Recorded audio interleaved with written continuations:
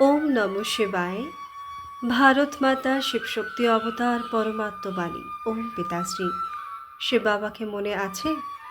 আজকের তারিখ ৩রা June ২০২৬, প্রাতঃ class. ওম নমঃ শিবায়। আজ পরম পূজ্য পরমপিতা পরমাত্মা শিব বাবা বলছেন, অবিনাশী বাচ্চারা। হ্যাঁ বাবা, এই ড্রামা অনাদি অবিনাশী। কেউ কেউ বলে এই আসা যাওয়ার পার্ট আমাদের পছন্দ নয়, কিন্তু এতে কিছু করার নেই। এই অনাদি ড্রামা তৈরি হয়ে আছে, একজনও মুখ্য পেতে পারে না। ওগুলো হলো অনেক প্রকারের মনুষ্য মত। এটা হলো শ্রেষ্ঠ বানানোর শ্রীমত। ওম নমঃ শিবায়। এখন বাচ্চারা তো এটা জানে যে আমরা বাবার সামনে বসে আছি। বাবাও জানেন বাচ্চারা আমাদের সামনে বসে আছে। তোমরাও এটা জানো যে বাবা আমাদের শিক্ষা দিচ্ছেন, যা আবার অন্যদের দিতে হবে। সবার আগে তো বাবারই পরিচয় দিতে হবে, কারণ সবাই বাবাকে আর বাবার শিক্ষাকে ভুলে গেছে। এখন বাবা যা পড়াচ্ছেন, এই পড়াশোনা আবার ৫,০০০ বছর পর পাওয়া যাবে। এই জ্ঞান আর কারোর নেই। মুখ্য হলো বাবার পরিচয়। তারপর এটাও বোঝাতে হবে যে আমরা সবাই ভাই ভাই। সারা দুনিয়ার যত আত্মা আছে সবাই একে অপরের ভাই ভাই। সবাই নিজের পাওয়া পার্ট এই শরীরের দ্বারা পালন করে। এখন তো বাবা এসেছেন নতুন দুনিয়ায় নিয়ে যাওয়ার জন্য, যাকে স্বর্গ বলা হয়। কিন্তু আমরা সব ভাইরা পতিত, একজনও পাবন নেই। সব পতিতদের পাবন বানানোর জন্য একজনই বাবা আছেন। এটা হলো পতিত বিকারী ভ্রষ্টাচারী রাবণ রাজ্যের দুনিয়া। রাবণের অর্থই হলো ৫টি বিকার স্ত্রীতে, ৫টি বিকার পুরুষে। বাবা খুব সহজভাবে বোঝাচ্ছেন, তোমরাও এইভাবে বোঝাতে পারো। তো সবার আগে এটা বোঝাও যে আমরা আত্মাদের সেই বাবা একজনই। আমরা সবাই ব্রাদার্স, ভাই ভাই। এটা ঠিক তো? লেখো, আমরা সবাই ভাই ভাই। আমাদের বাবাও একজনই। আমরা সব আত্মাদের বাবা, তিনি হলেন পরমাত্মা। তাকে ফাদার বলা হয়। এটা খুব ভালোভাবে বুদ্ধিতে বসাও, যাতে সর্বব্যাপী ইত্যাদির আবর্জনা আগেই বেরিয়ে যায়। আলফ আগে পড়তে হবে। বলো, এটা ভালো করে বুঝে লেখো। আগে সর্বব্যাপী বলতে এখন বুঝতে পারছো সর্বব্যাপী নয়। আমরা সবাই ভাই ভাই। কুকুর, বেড়াল, সিংহ, ছাগল তো আর বলবে না যে আমরা ভাই ভাই। মানুষের আত্মা বলে গড ফাদার, পরমপিতা পরমাত্মা। আগে তো এই নিশ্চয় করতে হবে যে আমরা আত্মা, আমরা পরমাত্মা নই। না, আমাদের মধ্যে পরমাত্মা ব্যাপক আছেন। সবার মধ্যে আত্মা ব্যাপক আছে। আত্মা শরীরের আধারে পাঠ পালন করে। এই নিশ্চয়তা পাকা করা। আচ্ছা, সেই বাবা সৃষ্টির আদি মধ্য অন্তের জ্ঞানও শোনাচ্ছেন। আর তো কেউ এটা জানেনই না যে এই সৃষ্টি চক্রের সময়সীমা কতটুকু। বাবাই টিচার রূপে বসে বোঝাচ্ছেন। লক্ষ বছরের তো প্রশ্নই নেই। এই চক্র অনাদি তৈরি হয়ে আছে, এটা ঠিক। তৈরি হয়ে আছে কিভাবে সেটা জানতে হবে। সত্যযুগ, ত্রেতাযুগ অতীত হয়েছে, নোট করো। সেগুলোকে বলা হয় স্বর্গ আর সেমি স্বর্গ, যেখানে দেবী দেবতাদের রাজ্য চলত। সেটা ১৬ কলা, ওটা ১৪ কলা। ধীরে ধীরে কলা কমতে থাকে। জায়গা পুরনো তো অবশ্যই হবে। সত্যযুগের প্রভাব অনেক বেশি। নামই হলো স্বর্গ, হেভেন। নতুন দুনিয়ার সত্যযুগকে বলা হয়। এরই মহিমা করতে হবে। নতুন দুনিয়ায় আছে একটি আদি সনাতন দেবী দেবতা ধর্ম। আগে বাবার পরিচয়, তারপর চক্রের পরিচয় দেওয়া হয়। চিত্রও তোমাদের কাছে নিশ্চয়ই করানোর জন্য আছে। এই সৃষ্টির চক্র ঘুরতে থাকে। সত্যযুগ, ত্রেতাযুগ অতীত হয়ে গেছে। সত্যযুগে লক্ষ্মীনারায়ণের রাজ্য ছিল। ত্রেতাযুগে রাম সীতার রাজ্য ছিল। এটা হলো আধা কল্প। এই কল্পের আয়ু ৫,০০০ বছর। এখন সূর্যবংশী, চন্দ্রবংশী তো বুদ্ধিতে বসেছে। বিষ্ণুপুরী বদলে গিয়ে আবার রাম সীতাপুরী হয়। তাদেরও রাজবংশ চলে না। ২ যুগ অতীত হয়ে গেছে। এখন আসে দাপরের রাবণ রাজ্য। দেবতারা বাম মার্গে চলে যায়। বিকারের প্রথা তৈরি হয়। সত্যযুগ, ত্রেতাযুগে তো সবাই নির্বিকারী থাকে। একটি আদি সনাতন দেবী দেবতা ধর্ম থাকে। চিত্র দেখাতে হবে, মুখেও বোঝাতে হবে। বাবা আমাদের টিচার হয়ে এইভাবে পড়াচ্ছেন। বাবা নিজের পরিচয় নিজেই এসে দেন। নিজে বলেন, আমি আসি পতিতদের পাবন বানাতে। তো আমার শরীর তো অবশ্যই চাই, না হলে কথা বলবো কিভাবে? আমি চৈতন্য, সত্য আর অমর। শত রজ তমতে আত্মা আসে, আত্মাই পতিত আর পাবন হয়। এই জন্য বলা হয় পতিত আত্মা আর পাবন আত্মা। আত্মার মধ্যে সব সংস্কার আছে। অতীতের কর্ম বা বিকর্মের সংস্কার আত্মা নিয়ে আসে। সত্যযুগে তো বিকর্ম হয়ই না, কর্ম করে, পাঠ পালন করে, কিন্তু সেই কর্ম অকর্ম হয়ে যায়। গীতাতেও শব্দ আছে, হে অর্জুন, আমি তোমাকে কর্মের গতি বোঝাচ্ছি, এখন তোমরা প্র্যাকটিক্যালে বুঝছো। জানো বাবা এসেছেন, দুনিয়াকে পরিবর্তন করছেন। যেখানে কর্ম অকর্ম হয় তাকে সত্যযুগ বলা হয়, যেখানে কর্ম বিকর্ম হয় তাকে কলিযুগ বলা হয়। তোমরা এখন আছো সঙ্গমে। বাবা দুই দিকের কথাই বোঝাচ্ছেন। সত্যযুগ ত্রেতাযুগ তো হলো পবিত্র দুনিয়া, সেখানে কোনো পাপ হয়ই না। যখন রাবণ রাজ্য হয় তখনই পাপ হয়, সেখানে বিকারের নাম নিশানা থাকে না। চিত্র তো সামনে আছে, রাম রাজ্য আর রাবণ রাজ্য বলা হয়। তো বাবা বোঝাচ্ছেন এটা হলো পড়াশোনা, বাবা ছাড়া আর কেউ জানে না। শাস্ত্রে তো কি বলে দিয়েছে, এটাও ভালো করে নোট করো আর মনে রাখো। ঠিকই, প্রতিটি যুগ 1250 বছরের 4 যুগের কথা বলা হয়। সত্যযুগ, ত্রেতাযুগ, দাপর যুগ, কলিযুগ। সেগুলোকে স্বস্তিকাও বলা হয়। খাতা ইত্যাদিতে যখন চিহ্ন দেয় তখন এই চিহ্নই দেয়, অর্থই বোঝে না। এটা ভাগ করা আছে।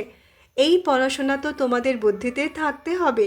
বাবাও মনে পড়ে তো সৃষ্টিচক্র বুদ্ধিতে আসে, সেকেন্ডেই সব এসে যায়। বর্ণনা করতে দেরি লাগে না। এর 3টি মুখ্য ঝর্ণা আছে। এত বড় গাছে এমনটা হয়, বীজ আর গাছ সেকেন্ডে মনে পড়ে যাবে এই বীজ অমুক গাছের। এইভাবে এর থেকে ফল বেরোয়। এই অসীম মনুষ্য সৃষ্টিরূপী গাছ কেমন, এর রহস্য তোমরা বোঝো। সত্যযুগ ত্রেতাযুগে পবিত্র দেবী দেবতারাই থাকে, অপবিত্র তখন হয় যখন রাবণ রাজ্য শুরু হয়। বাচ্চাদের সব বোঝানো হয়েছে, আধা কল্পকার রাজবংশ চলে, তারপর রাবণ রাজ্য হয়। তো যারা সত্যযুগ ত্রেতাযুগবাসী তারা আবার দাপরবাসী হয়ে যায়। এটাও বোঝো যে গাছ বৃদ্ধি পেতে থাকে। আধা কল্পের পর রাবণ রাজ্য হয়, বেকারি হয়ে যায়। তোমাদের 84 জন্মের কথা বোঝাতে হবে। রাবণ রাজ্যে আয়ুও কমে যায়। বাবার থেকে যে উত্তরাধিকার পেয়েছিলে তা আধা কল্প চলেছে। নলেজ শুনিয়ে উত্তরাধিকার দিয়েছেন বা প্রারব্ধ ভোগী অর্থাৎ সত্যযুগ ত্রেতায় সুখ পেয়েছ, তাকে সুখধাম সত্যযুগ বলা হয়। সেখানে দুঃখ থাকেই না। কত সহজভাবে বোঝানো হচ্ছে। একজনকে বোঝাচ্ছ বা অনেককে বোঝাচ্ছ, তো এমন ধ্যান দিতে হবে বুঝেছে কি না। হ্যাঁ হ্যাঁ করলে বলো, নোট করতে থাকো। কোনো শঙ্কা থাকলে জিজ্ঞাসা করো। যে কথা কেউ জানে না তা আমরা বোঝাচ্ছি। তোমরা যদি কিছু না জানো তবে জিজ্ঞাসা করবে কি? বুদ্ধিহীনরা কিছুই জিজ্ঞাসা করতে পারে না। যারা বোঝায় তারা অবশ্যই বুদ্ধিমান। বুদ্ধিহীনদেরই বোঝাতে হয়। বাবার কাছে আমরা কি জিজ্ঞাসা করতে পারি? বাবা তো এই পুরো অসীম গাছের নলেজ দিচ্ছেন। এই নলেজ এখন তোমরা বুঝছো। বাবা বুঝিয়েছেন তোমরা 84 চক্রে কিভাবে আসো। এটা ভালো করে নোট করে তারপর বিচার সাগর মন্থন করতে হবে। যেমন টিচার প্রবন্ধ দেন, তারপর বাড়িতে গিয়ে রিভাইজ করে আসে। তোমরাও এই নলেজ দাও, তারপর দেখো সে কী লিখছে, জিজ্ঞাসা করতে থাকো। প্রতিটি কথা ভালো করে বুঝেছ? টিচার তো বুঝিয়েছেন, বাকি হলো গুরুর কর্তব্য। তাকে ডাকা হয়েছে এই জন্য যে এসে পতিতদের পাবন করো। আত্মা পাবন হয় তো শরীরও পাবন পাওয়া যায়। যেমন সোনা তেমন গয়না তৈরি হয়। 24 ক্যারেট সোনা আর খাদ না মেশালে গয়নাও তেমন শতপ্রধান হবে, খাদ মেশালে তমপ্রধান হয়ে যায়। এই যে সৃষ্টি, আগে ভারত 24 ক্যারেট খাঁটি সোনার পাখি ছিল, অর্থাৎ শতপ্রধান দুনিয়া ছিল। তারপর এখন তমপ্রধান, আগে পিওর সোনা, নতুন দুনিয়া পিওর, পুরনো দুনিয়া হলো ইমপিওর। এটা বাবাই বোঝাচ্ছেন, আর কোনো মনুষ্য গুরুরা জানে না। ডাকে যে এসে পাবন করো, ওটা গুরুর কাজ। বানপ্রস্থ অবস্থায় মানুষ গুরু করে, বাণী থেকে অতীত অবস্থা তো আছেই। ইনকর্পোরিয়াল ওয়ার্ল্ডে মহান আত্মারা থাকে, এটা হলো কর্পোরিয়াল ওয়ার্ল্ড। দুটোরই মিলন এখানে। সেখানে তো শরীর নেই, সেখানে কোনো কর্তব্য বা কর্ম হয়ই না। বাবার মধ্যে সব নলেজ আছে ড্রামা প্ল্যান অনুসারে। তাকে বলাই হয় নলেজফুল চৈতন্য। তিনি সত্যচিত্ত আনন্দ স্বরূপ, এই কারণে তাকে নলেজফুল বলা হয়। বীজের মধ্যে সৃষ্টিরূপী গাছের নলেজ থাকবেই না, সেই নলেজই বোঝাচ্ছেন ডাকেও, যে আমাদের এসে পতিত থেকে পাবন করো। হে পতিত পাবন, নলেজফুল বাবা, সে বাবা, তার নাম সর্বদা শিবই। বাকি আত্মারা সবাই আসে পাঠ পালন করতে, তো ভিন্ন ভিন্ন নাম রূপ ধারণ করে, বাবাকে ডাকে, কিন্তু তাদের কোনো বোধ থাকে না। অবশ্যই রথ থাকবে, যাতে বাবা প্রবেশ করে তোমাদের পাবন দুনিয়ায় নিয়ে যান। তো বাবা বোঝাচ্ছেন, প্রিয় বাচ্চারা, আমি তার তনুতে আসি যে অনেক জন্মের শেষে আছে, পুরো 84 জন্ম নেয়। রাজাদের রাজা বানানোর জন্য ভাগ্যশালী রথে আসতে হয়। প্রথম নম্বরে তো শ্রীকৃষ্ণ, সে হলো নতুন দুনিয়ার মালিক। তারপর সেই নিচে নামে সূর্যবংশী থেকে চন্দ্রবংশী, চন্দ্রবংশী থেকে বৈশ্যবংশী, বৈশ্যবংশী থেকে শূদ্রবংশী হয়ে আবার ব্রাহ্মণ বংশী হয়। গোল্ডেন থেকে সিলভার, কপার, আয়রন এজে আসে। এখন আবার তোমরা আয়রন থেকে গোল্ডেন হচ্ছ। বাবা বলেন, শুধু আমাকে নিজের বাবাকে মনে করো। যাতে প্রবেশ করেছি তার আত্মার মধ্যে তো বিন্দুমাত্র এই নলেজ ছিল না, এতে আমি প্রবেশ করি, এই জন্য তাকে ভাগ্যশালী রথ বলা হয়। না হলে সবার থেকে উচ্চ তো এই লক্ষ্মীনারায়ণ না, এদের মধ্যে প্রবেশ করা উচিত ছিল, কিন্তু এদের মধ্যে পরমাত্মা প্রবেশ করেন না, এই জন্য একে ভাগ্যশালী রথ বলা হয়। রথে এসে পতিতদের পাবন করতে হবে, তো অবশ্যই কলিযুগ তমপ্রধান হবে না। নিজে বলেন, আমি অনেক জন্মের শেষে আসি। গীতাতে শব্দ একদম অ্যাকিউরেট আছে। গীতাকেই সর্বশাস্ত্রময়ী শিরোমণি বলা হয়। এই সঙ্গম যুগেই এসে বাবা ব্রাহ্মণ কুল আর দেবতা কুলের স্থাপনা করেন। আর তো সবার কথা জানাই আছে, এদের কথা কেউ জানে না। অনেক জন্মের শেষে অর্থাৎ সঙ্গম যুগেই বাবা আসেন। বাবা বলেন, আমি বীজরূপ। কৃষ্ণ তো সত্য যুগের নিবাসী, তাকে অন্য জায়গায় তো দেখা যাবে না। পুনর্জন্মে তো নাম রূপ দেশ কাল সব বদলে যায়, ফিচার্সই বদলে যায়। আগে ছোট বাচ্চা, তারপর বুদ্ধিমান হয়, তারপর বড় হয়, তারপর সেই শরীর ছেড়ে অন্য ছোট শরীর নিতে হয়। এই তৈরি করা খেলা ড্রামার মধ্যে ফিক্স আছে। অন্য শরীর নিলে তাকে কৃষ্ণ বলা হবে না, সেই অন্য শরীরে তো নাম ইত্যাদি অন্য পড়বে না। সময়, ফিচার্স, তিথি, তারিখ সব বদলে যায়। ওয়ার্ল্ডের হিস্ট্রি, জিওগ্রাফি হুবহু রিপিট হয়, তো এই ড্রামা রিপিট হতে থাকে। শত রজ তমতে আসতেই হবে। সৃষ্টির নাম, যুগের নাম সব বদলে যায়। এখন এটা হলো সঙ্গম যুগ, আমি আসি সঙ্গমে। আমি তোমাদের সারা দুনিয়ার হিস্ট্রি, জিওগ্রাফি সত্য বলছি। আদি থেকে অন্ত পর্যন্ত আর কেউ জানেই না। সত্যযুগের আয়ু কত ছিল তা জানা না থাকার কারণে তারা লক্ষ বছর বলে দেয়। এখন তোমাদের বুদ্ধিতে আছে। যদিও কেউ নতুন হবে, কিন্তু লেখা ঠিক থাকলে মনে থাকবে যে এটা আমাদের ভেতরে পাকা করতে হবে। বাবা হলেন বাবা, টিচার, গুরু, যিনি আবার শতপ্রধান হওয়ার জন্য বড় যুক্তি বলছেন। গীতাতেও আছে, দেহ সহ দেহের সব ধর্ম ছেড়ে নিজেকে আত্মা মনে করো। নিজের বাড়িতে অবশ্যই ফিরে যেতে হবে। ভক্তি মার্গে কত পরিশ্রম করে ভগবানকে পাওয়ার জন্য, ভক্তি মার্গে কত পরিশ্রম করে ভগবানকে পাওয়ার জন্য। সেটা হলো মুক্তিধাম, কর্ম থেকে মুক্ত। আমরা নিরাকারী দুনিয়ায় গিয়ে বসি। পাটধারী বাড়ি গেল তো পাট থেকে মুক্ত হলো না। সবাই চাই আমরা মুক্তি পাই, কেউ পেতে পারে না। এই ড্রামা অনাদি, অবিনাশী। কেউ কেউ বলে এই আসা যাওয়ার পাট আমাদের পছন্দ নয়, কিন্তু এতে কিছু করার নেই। এই অনাদি ড্রামা তৈরি হয়ে আছে, একজনও মোক্ষ পেতে পারে না। ওগুলো হলো অনেক প্রকারের মনুষ্য মত, এটা হলো শ্রেষ্ঠ বানানোর জন্য শ্রীমত।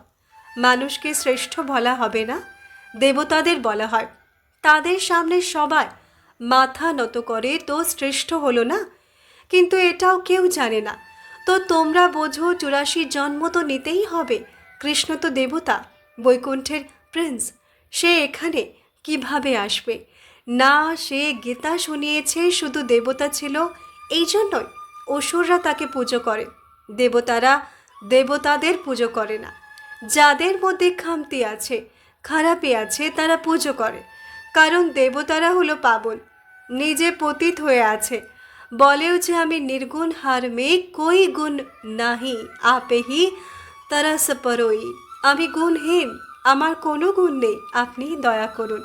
আপনি আমাদের এমন বানান, আত্মাই সব কিছু করে। শিবের সামনে গিয়ে বলবে আমাদের মুক্তি দাও? তিনি তো কখনো জীবন মুক্তি, জীবন বন্ধনে আসেই না। তাকে ডাকে মুক্তি দাও, জীবন মুক্তিও তিনি দেন, অথবা বলবে দুটোই দাও। কিন্তু বুদ্ধি একদম নেই, চাইও আবার বলে দেয় যে ইট পাথরে আছে। কচ্ছ অবতার, মৎস্য অবতার, বরাহ অবতার, পরশুরাম অবতার এটা করেছে, ওটা করেছে। এখন বাবা তো এমন কিছু করেন না, কিছুই না। কোনো মানুষ শিবের, না ব্রহ্মা, বিষ্ণু, শঙ্করের, না লক্ষ্মী নারায়ণের অ্যাক্টিভিটি জানে। কৃষ্ণের কত নিন্দা লিখে দিয়েছে, শুধু লক্ষ্মী নারায়ণের জন্য কোনো উল্টো কলঙ্ক লাগায়নি। বোঝায় লক্ষ্মীর থেকে তো ধন দিতে হবে। আম্মার সামনে গিয়ে তার কাছে তো অনেক কিছু চায়, পুত্র চায়, এটা চায়। লক্ষ্মীর থেকে শুধু ধন পাওয়া যায়, মনে করে তার কাছে অগাধ ধন আছে। এখন তোমরা বোঝো, বাবা আর মাম্মা যাদের আমরা সন্তান, আমাদের তো অগাধ ধন দেন। সেখানে তো রোগ ব্যাধি ইত্যাদি কিছুই হয় না। মানুষ তো না বুঝে চেয়েই যাচ্ছে, না বুঝলে তো অবশ্য দুঃখেই হবে, অগাধ দুঃখ ভোগ করতে হয়। তো এই সব কথা বাচ্চাদের বুদ্ধিতে থাকা উচিত। আচ্ছা, রুহানি বাচ্চাদের ইয়াদ প্যার আর নমস্তে। আমরা রুহানি বাচ্চাদের রুহানি মাত পিতা বাপ দাদাকে ইয়াদ প্যার, গুড মর্নিং, নমস্তে নমস্তে নমস্তে, ধন্যবাদ বাবা, ধন্যবাদ। আজকের সদ্গুরু বাবার বরদান, মায়াপ্রূপ ভব। ব্যাখ্যা: সদা মায়াপ্রূপ আছো নাকি মায়ার প্রভাব পড়ে? যখন বাবার সঙ্গ ত্যাগ করো তখন প্রভাব পড়ে। সঙ্গ ত্যাগ করতে দেখে মায়া নিজের আক্রমণ করে দেয়। সদা সাথে থাকো, তবে মায়ার আক্রমণ হতে পারে না। কারণ যেখানে বাবা আছেন সেখানে মায়া আসতেই পারে না। তো সদা কম্বাইন থাকো, তবে মায়াপ্রভ থাকবে। আচ্ছা, ওম নমঃ শিবায়।